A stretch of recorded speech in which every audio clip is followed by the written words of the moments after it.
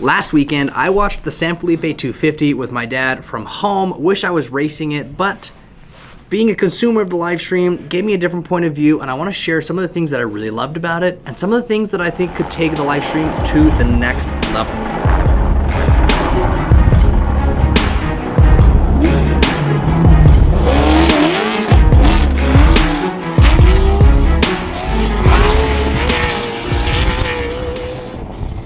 If you watch the live stream, you'll know exactly what I'm talking about, and if you didn't, stay tuned for the Baja 500 coming up. Maybe they'll implement some of the changes that I have. So to start, I want to go over the things that I really loved, because there were so many things about this live stream that were so much better than they have been in years past, and I was really stoked as a racer, being the one watching, seeing that, you know, our sport is truly being captured. So a couple of things that were really great was the in-cab footage that they had. So the in-cab footage was higher quality than ever before, and that's thanks to the people at Starstream Pro. So for these of you who don't know, these race cars, in order to live stream the footage, we have to actually put Starlinks on top of our race cars, make sure they have sufficient power, make sure that the update's working, make sure that they last and that they stay on over 100 miles an hour and they stay connected to the satellite. And there's a lot of testing and a lot of stuff that goes into this technology, and the guys at Starstream Pro are doing a really great job.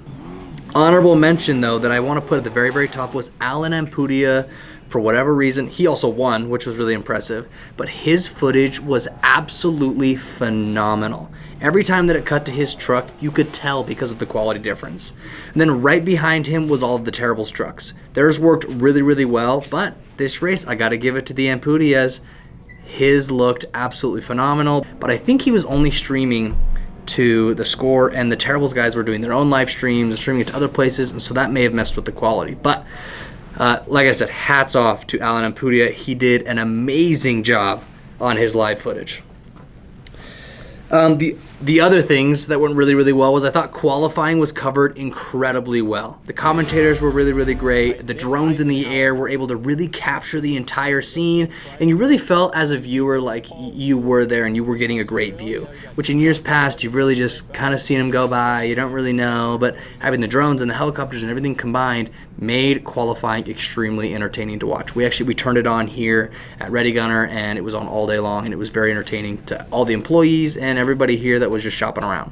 During the race, the two people that were absolutely outstanding in the live stream was Wes Miller. As always, he does a really great job of actually telling you the information about the track, about the course, knows where people are on the course. So he has a computer in front of him the whole time, and they call him like it's the action booth or the action studio, and it really is so great, the info that he has to share. So when the camera cuts to him, I'm like, okay, we're getting a really great race update. You know, he's got the live tracker, the time splits, and he's really knowledgeable. He's a longtime racer. I've actually raced with him before, great guy. The other person that I thought was absolutely incredible and that we should have 10 times more of in the live streams is stuff like the cameo or the FaceTime with Paul Wheel. Alan got around Luke, which I was surprised. And I thought maybe Luke had a flat, but he still had two new tyres in the back in crack. So Alan just must have got him on a line or whatever, but they were right on top of each other. And then there was a bit of a gap back to Hofton, and he stopped there at 70. So for fuel, which was a pretty long stop. So they cut to Paul Wheel before he got in the truck with Toby Price, and he was not only funny, he was very real. He had on-the-ground information. Toby had issues during qualifying, so he started way in the back, and he was kind of this dark horse. His time slips were top 2, top 3, top 4, and even though from the very back he had an opportunity to win on time, which would have been one of the coolest things to happen in this race. And they weren't really talking about it enough, and Paul Wheel was able to really drive that home. And I think having people on the ground during pits, on the side of the road, having trusted people, maybe you talked to them before. I know there's great relationships and so many people are willing to do it, but having more stuff like that would be really fun, because that was probably the best part of the entire live stream, was when Paul Wheel was talking about his secret location and his game plan, and he was going to get in and they were going to rip to the finish, and so that was really great as well.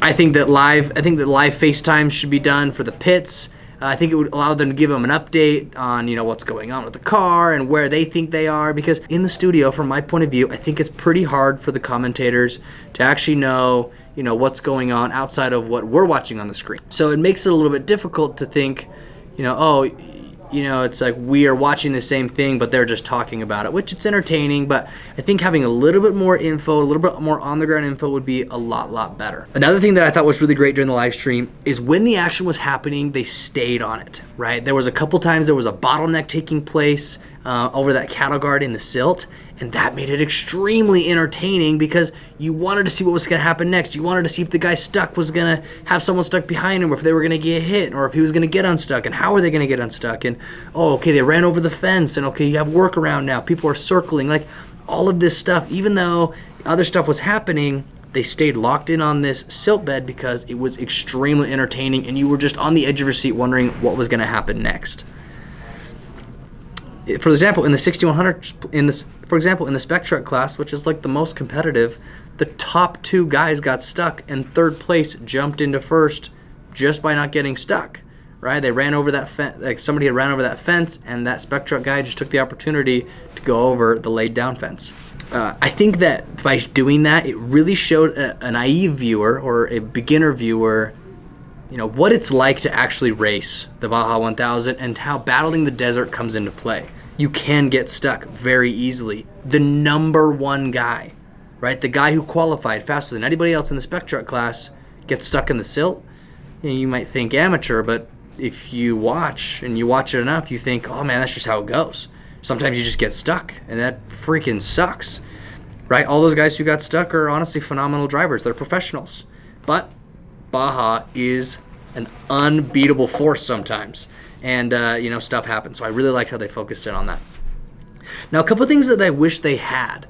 While I was watching the live stream, I brought this up. I was in the comment section, being cool. I was like loving some stuff, and I was asking questions like, "Oh, hey, can you give us a physical leaderboard Can you give us a physical leaderboard on the screen?" And Score responded, they're like, "Oh, go check out this over here." And in my mind, I was like, "Oh, that's a little counterproductive. Why would you want someone to leave your live stream to look at scoring?" Right? The odds of them coming back are pretty low.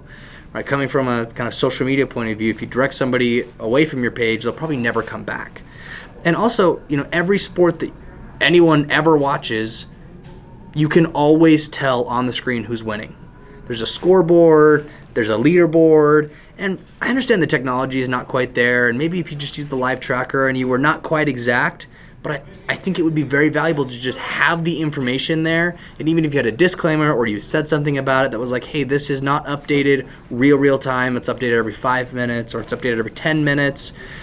Regardless, for the trophy truck class, if you had it there, it would be amazing because you could watch and see who's physically leading and who's physically not, and then just have somebody watching the live tracker to see, oh, okay, this guy pulled over, got a flat, going 0 miles an hour. He got passed by this guy and this guy and this guy. And you just go in there every 10 minutes and you just rearrange this order.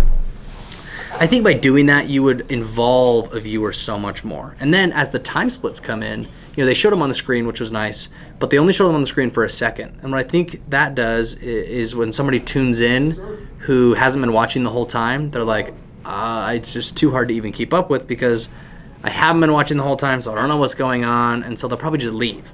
So by having those time splits, let's say Luke McMillan passes the time split, his name should pop up on the left. Boom, that's his time. Then the next guy, Alan Impudia, he was second fastest. Okay, boom, that's his time. Okay, Rob McCachran, he was the fastest time through that, for example. All of a sudden, his name's on top. So the physical leaderboard is on the far left, like right here, right? And then you have this corrected time leaderboard that's like right here. And I think what that would do is it would give the commentators also something more specific to talk about. Because sometimes they kind of ramble, and I understand it's hard to talk for 6 hours while the race was going on. But I think it would give them a little bit more of like, oh, okay, we see this. Oh, the corrected times are coming in. Oh, he was a little bit faster. He started a minute behind so-and-so, which means that he's within a 40-second physical distance. You can kind of do the math. And these guys are all racers. They know how it works. Okay, so that the leaderboard on screen, I think it's dang near essential because then you never have to direct somebody off your page to find other information. Now, I really liked... So I talked earlier about I loved the in-cab quality and the in-car quality. And when you went to an in-cab, on the bottom of the screen, a little banner popped up. Right, it was like right here, and it said, Alan Impudia and his race number.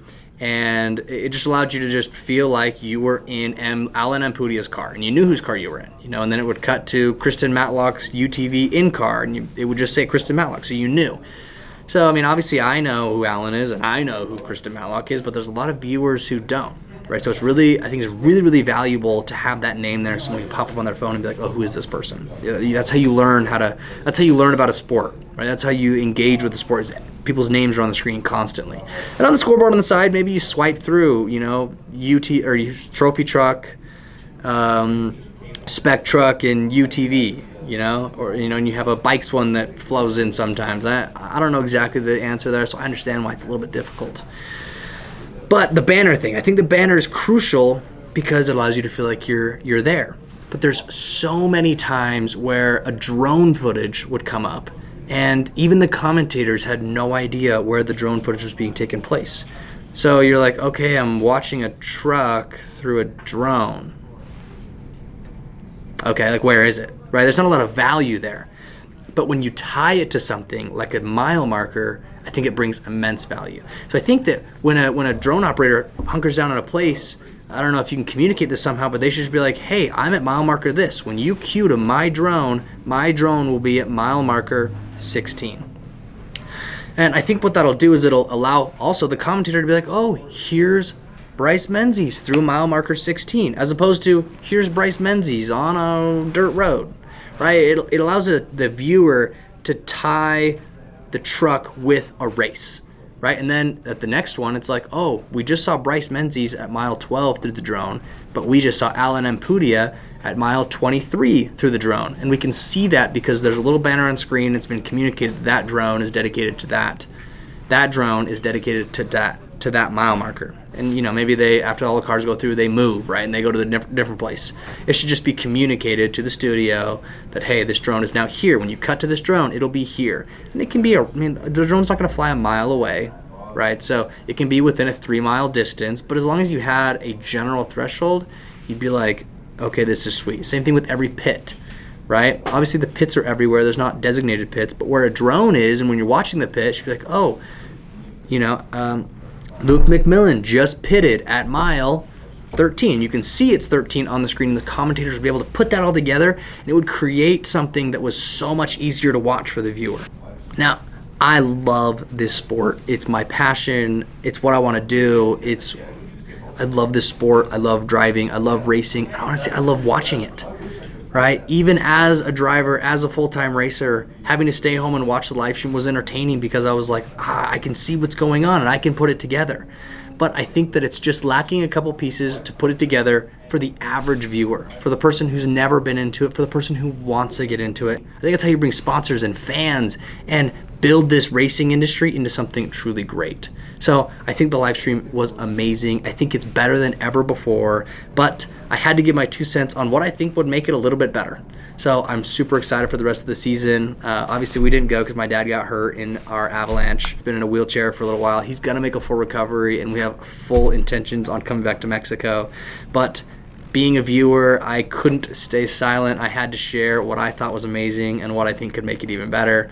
But if you guys want to stay tuned for all race content, we do our own race videos. We go out and test, and we have a lot of fun. We make funny YouTube videos sometimes too.